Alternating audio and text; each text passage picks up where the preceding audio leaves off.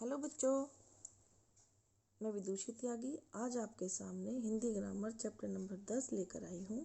अव्यय। बच्चों, आज हम जानेंगे अव्यय क्या होता है। अव्यय जिन शब्दों में काल, वचन, लिंग या कारक के कारण किसी प्रकार का परिवर्तन नहीं होता उसे अव्यय या अविकारी शब्द कहते हैं। अव्यय शब्द सदा एक जैसे रहते हैं। इसमें मैंने एग्जाम्पल लिया है। वृद्ध आदमी धीरे धीरे चलता है, वर्षा धीरे धीरे हो रही थी। ध्यान से देखिए बच्चों, एक बार और डेफिनेशन परिभाषा मैं आपके सामने बोलती हूँ।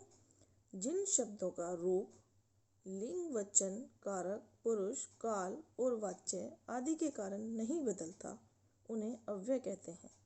इन्हें अविकारी शब्द भी कहते हैं जिसमें कोई विकार ना हो। जैसे वृद्ध आदमी धीरे धीरे चलता है, वर्षा धीरे धीरे हो रही थी। अब इसमें अव्यय धीरे धीरे शब्द है, इसमें कोई विकार नहीं है किसी भी कारण से। जैसे पहले वाक्य में हमारा वृद्ध आदमी पुल्लिंग है, दूसरे में वर्षा स्त्रीलिंग है। उसी के अकॉर्डिंग काल भी चेंज है। वृद्ध आदमी धीरे धीरे चलता है, वर्षा धीरे धीरे हो रही थी।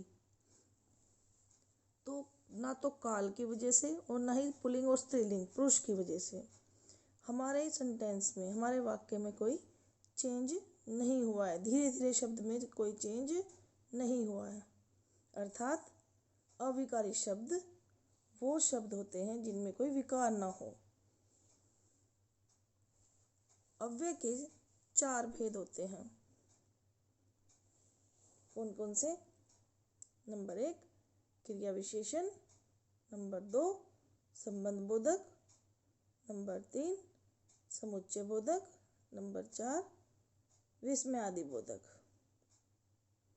हम इनको इस तरह से भी कर सकते हैं।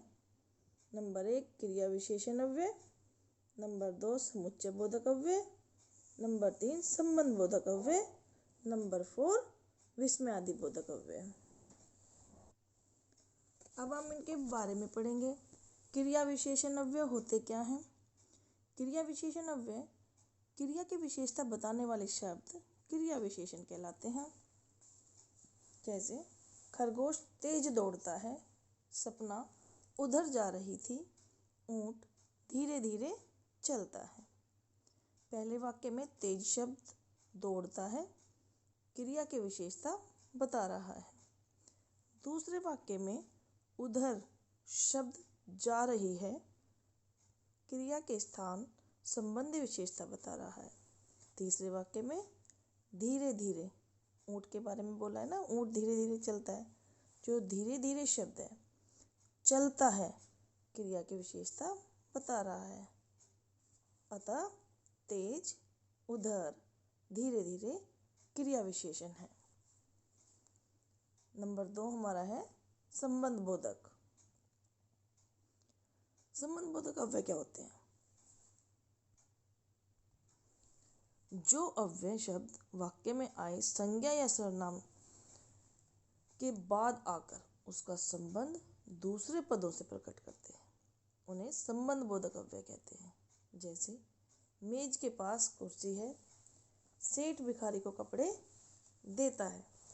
जो पहला वाक्य है हमारा, मेज के पास कुर्सी है, के पास मेज के बाद आया है तथा मेज का संबंध कुर्सी से प्रकट कर रहा है। दूसरे वाक्य में सेठ भिखारी को कपड़े देता है, को के लिए भिखारी के बाद आया है तथा भिखारी का संबंध कपड़ों से दिखा रहा है, तो संबंध बोधक हुआ। संबंध बोधक अव्यय के अन्य उदाहरण हैं, देखिए कौन कौन से हैं। हेमा के घर के सामने गीता का घर है, नीरज के पास सुंदर सी घड़ी है। नेक्स्ट है हमारा समुच्चय बोधक अव्यय, जिसको हम कंजक्शन भी बोलते हैं। जो अव्यय 2 शब्दों, वाक्यांशों अथवा वाक्यों को जोड़ने का कार्य करते हैं उन्हें हम समुच्चय बोधक अव्यय कहते हैं।